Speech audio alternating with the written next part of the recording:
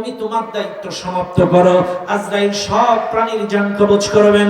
আজরাইল বলবেন আল্লাহ সব শেষ, এখন শুধুমাত্র বাকি মিস্টার ইবলিস। আল্লাহ বলবেন ইবলিসের জান কবজ করো। ইবলিসের জান কবজ করবেন, আল্লাহ বলবেন শেষ।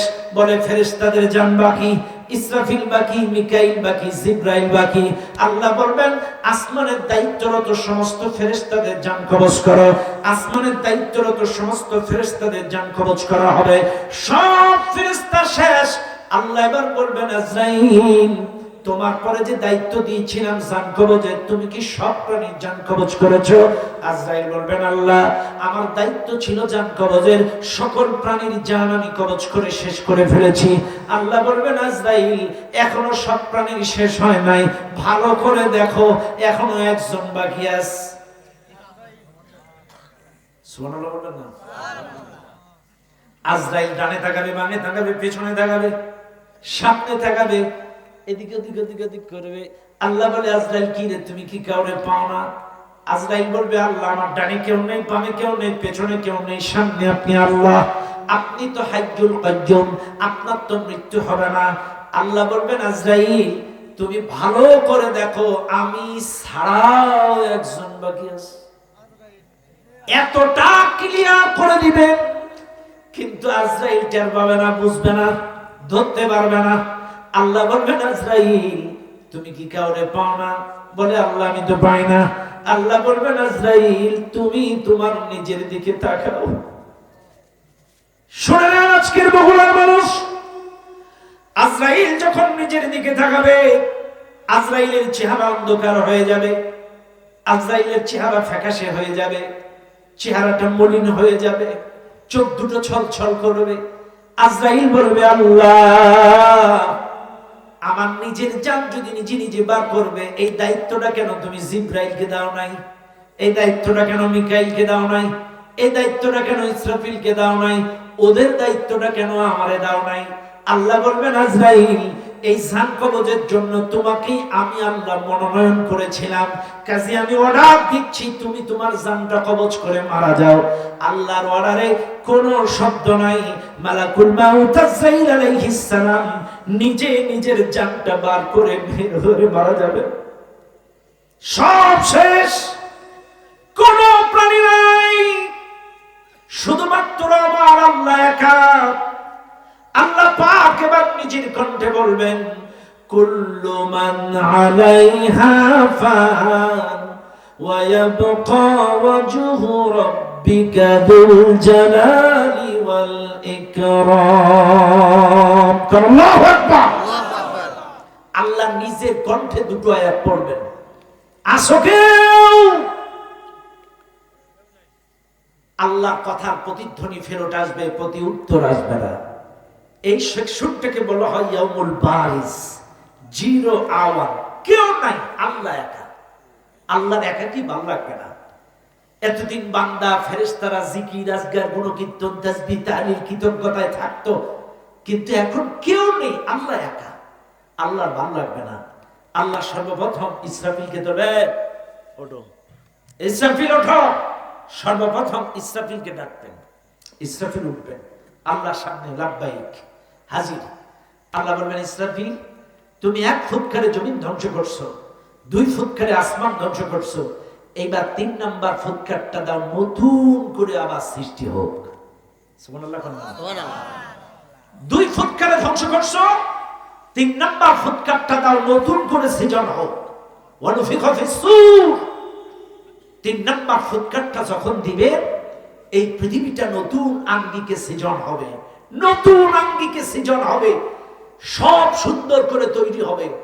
যার খবর যেখানে ছিল, আমি, আমার জনি ভাই, আমার মুরব্বী, ওই মুরব্বী, America, London, Thailand, Bangla, Chittagong, Khulna, Rajshahi, Bogura, যার খবর যেখানে, সবাই খবর থেকে উঠবে, এক দৌড়ে নির্দিষ্ট ময়দানে মহাসারে এক জায়গায় সব একত্রিত হয়ে যাবে, সব উঠে আসবে, এক জায়গায় আসবে, সবাই চলে আসবে। এইবার আমার আল্লাহ তার বিচারের আসনে বসবে। আপনারা সূরা ফাতিহা পড়েন না? আলহামদুলিল্লাহি রাব্বিল আলামিন আর রহমানির রহিম মালিকি ইয়াউমিদ্দিন। মালিক ইয়াউমিদ্দিন পড়ছেন? এটার অর্থ কি? এই কথাটা শুনছেন না? আমার আল্লাহ এই আয়াতের কার্যকারিতা ওই জায়গায় দেখাবেন। এই আয়াতের মূল কার্যকারিতা ওই সময় হবে। আল্লাহ তার বিচারের আসনে বসে যাবে। শুনেন ভালো করে, এই যে আপনারা বসে আছেন না, সব মানুষ দাঁড়ায় যাবে, আল্লাহ তার ইজলাসে তার চেয়ারে বসে যাবেন, বিচার শুরু হবে, সব মানুষ মাজলিসে হাজির। আমি কিন্তু কিয়ামতের চিত্র বলছি, বুঝতেছেন আপনারা? খেয়াল করেন। তাইলে আল্লাহ তার আসনে বসে গেল। কিরে মুরব্বী, বাবাজি, আচ্ছা ঠিক আছে, খেয়াল করেন। আল্লাহ সুবহানাহু ওয়া তাআলা তার ইজলাসে বসে যাবেন, সমস্ত মানুষ মাজলিসে হাজির হয়ে যাবে। এইবার আল্লাহর বিচার কার্য শুরু হবে। এবার আসেন, বিচারটা কেমন করে শুরু হবে আপনাদেরকে একটু বলি। ও বগুড়ার মানুষ, গত 16 বছরে আমরা বাংলাদেশে দেখেছি চোখের ইশারায় বিচার হয়েছে, কথাখানা রাতের অন্ধকারে বিচার হয়েছে, টাকায় বিচার হয়েছে, ক্ষমতার দাপটে বিচার হয়েছে। কিন্তু কিয়ামতের দিন চোখের ইশারায় বিচার হবে না, ক্ষমতার দাপটে বিচার হবে না।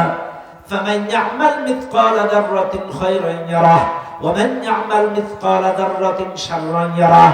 যাররা পরিমাণ ভালো কাজ করলেও আপনাকে দেখানো হবে, যাররা পরিমাণ খারাপ কাজ করলেও আপনাকে কিয়ামতে দেখানো হবে। শুনে নেন বগুড়ার মানুষ, ফালিয়াউমা লা তুজলামু নাফসুন শাইআন ওয়া লা তুজজাউনা ইল্লা মা কুনতুম তা'মালুন।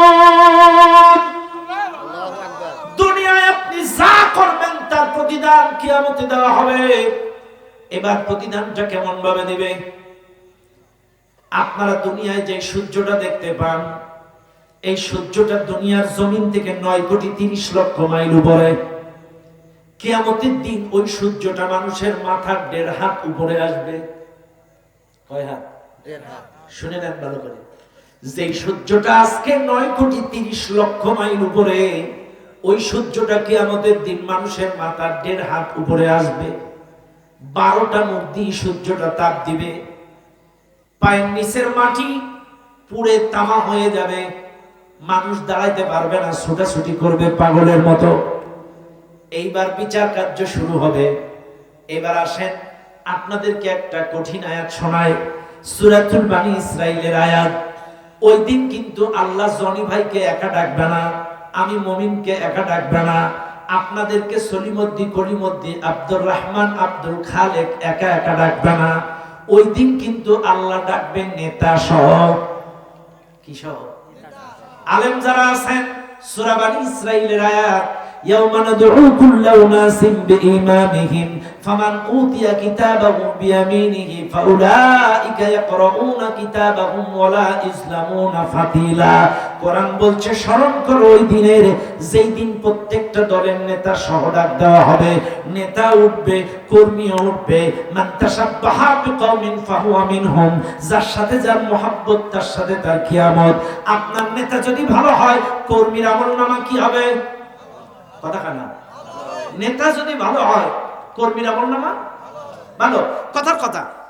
নেতা যদি নামাজি হয়, কোরআনওয়ালা, আল্লাহওয়ালা, নবীওয়ালা, চাইলে কর্মীর আমলনামায়ও বাস আল্লাহ বলবেন ইকরা কিতাবাক, পড়ো তোমার আমলনামা। এইবার বান্দা আমলনামা পড়বে। আমি বুঝাচ্ছি, নেতা যদি ভালো হয়, কর্মীর আমলনামার মধ্যে 5 ওয়াক্ত নামাজ, দারসুল কোরআন, দারসুল হাদিস, ইসলামী সাহিত্য, ভালো ভালো দাওয়াত, মানুষকে নামাজের দাওয়াত, আল্লাহর দাওয়াত, দ্বীনের দাওয়াত, নামাজের দাওয়াত, ভালো ভালো আমল যখন থাকবে, আল্লাহ বলবেন ওয়াসিকাল্লাযীনা তাকাউ রাব্বাহুম ইলাল জান্নাহ। এ ফেরেশতারা, এদের আমলনামা ভালো, এদেরকে সম্বর্ধনা দিতে দিতে দিতে দিতে জান্নাতে ঢুকায়া দাও। আলহামদুলিল্লাহ। এইবার আসেন, বাইসাঞ্চ যদি আপনার নেতা খারাপ হয়, এবার বলেন, নেতা যদি চোর হয়, মাতাল হয়, কর্মীর আমলনামায় তো তাহাজ্জুদ থাকবে? কি থাকবে? কি থাকবে? চুরি। আল্লাহ বলবেন পর চুরি, এরে ধর, ওরে মার, এর বাড়ি আগুন, ওখানে আগুন। আল্লাহ বলবে রাখ, আর ধরতে হবে না। ফেরেশতারা ওদের ধর, ফেরেশতারা ধরবে। এইবার দেখবেন এই দেশে যখন চোর চ্যাপ্টা ধরা খায়, সাদাবাজ ধরা খায়, এই যে গতকালকে দেখলাম এনসিপির অফিসের সামনে একটা ছেলে ককটেল মেরেছে, এরে দু পুলিশ দাবলায়া বলতেছে বল তোরে কে করাইছে, বলে আমারে 5,000 টাকা দিয়েছে আওয়ামী লীগ একটা ককটেল মারার জন্য। বাড়ি যখন পড়ছে উপরের নাম স্বীকার করছে। কিয়ামতের দিন কর্মীর আমলনামায় চুরি ডাকাতি এটা ওটা যখন থাকবে, কর্মীকে যখন হ্যান্ডকাপ লাগাবে কিয়ামতের দিন, এই কর্মী বলবে আল্লাহ একটু ব্রেক। কি কিছু বলবি? হ্যাঁ আমার কিছু কওয়ার আছে। কি করবি কর। আল্লাহ সেটাও কোরআনে তুলে দিছে। ওয়াকালু রব্বানা ইন্না আতা'না সাদাতানা ওয়া কুবারা'না ফাআদাল্লুনা সাবিলা। সূরাতুল আহজাব 67 নাম্বার আয়াত। এই কর্মীগুলো সেদিন আল্লাহকে বলবে আল্লাহ আমরা তো দুনিয়ায় নেতাদের আনুগত্য করেছিলাম, বড়দের আনুগত্য করেছিলাম, আতা'না সাদাতানা ওয়া কুবারা'না ফাআদাল্লুনা সাবিলা। ওরা আমাদেরকে বলেছে এরে ধর ওরে মার, এই জায়গায় যা ওই জায়গায় যা, কাজে আদেশগুলো ওরা দিছে, ওরাই আমাদেরকে পথভ্রষ্ট করেছে। কাজে আজকে আমাদের একা ধরলে চলবে না। রব্বানা আতিহিম দুরফাইনি মিনাল আযাবি ওয়া লা'আনহুম লা'নান কাবীরা। ওদেরকেও ধরো, দ্বিগুণ আযাবে পাকড়াও করো। কর্মীগুলো সেদিন নাম বলে দেবে এই আদেশগুলো কেডা দিছে, কারণ ও তো একা করিনি, আদেশ করতে গিয়ে এসছে।